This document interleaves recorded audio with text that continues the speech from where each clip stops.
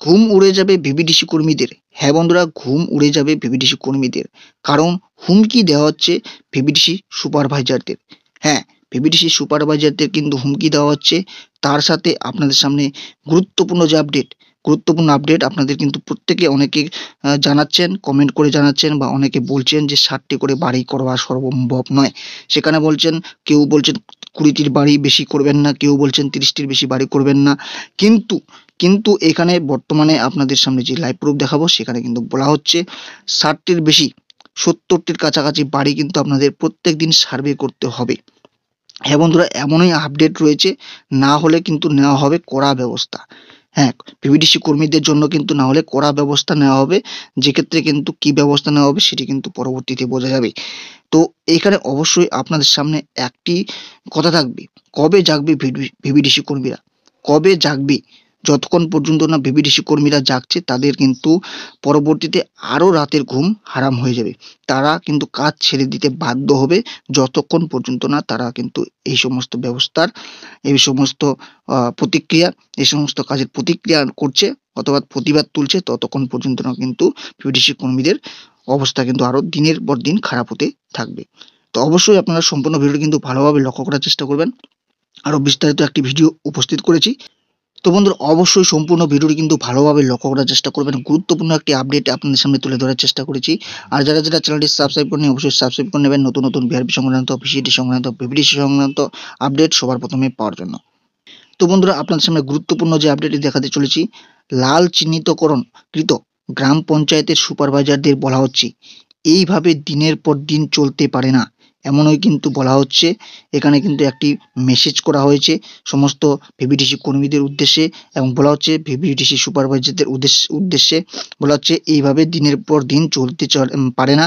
হয় প্রত্যেক ভিএসটিকে দৈনিক 69টি বাড়ি সার্ভের টার্গেট করান।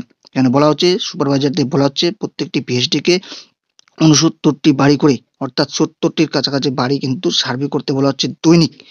না হলে জেলা থেকে ব্যবস্থা নেওয়া হবে। তো এক জেলার তরফ থেকে এই নোটিশটি করা হয়েছে বা বিজ্ঞপ্তিটি বা একটি মেসেজ করা হয়েছে প্রত্যেকটি ভিভিডিসি কর্মীদের উদ্দেশ্যে। সুপারভাইজারদের বলা হচ্ছে ভিএসটি কর্মীকে দিয়ে 69টি করে বাড়ি কিন্তু প্রত্যেক দিন সার্ভে করান, না হলে কিন্তু জেলার তরফ থেকে ব্যবস্থা নেওয়া হবে। তো কোন জেলার এটি কিন্তু জানি না, অবশ্যই আপনাদের সামনে তুলে ধরার চেষ্টা করলাম। এটি সত্যতাও কিন্তু যাচাই করা হয়নি। অবশ্যই আপনারা কিন্তু দেখুন। পরবর্তী যেটি বলা হচ্ছে, যাদের সার্ভে করতে অসুবিধা হচ্ছে অর্থাৎ ইউজার ডাজ নট এক্সিস্ট দেখাচ্ছে, তাদের মোবাইল নাম্বার এবং রেজিস্ট্রেশন করার সময় মোবাইল নাম্বার এক থাকলেই জেলা পরিষদের জেলা জনস্বাস্থ্য শাখায় সমস্ত তথ্য নিয়ে দেখা করুন।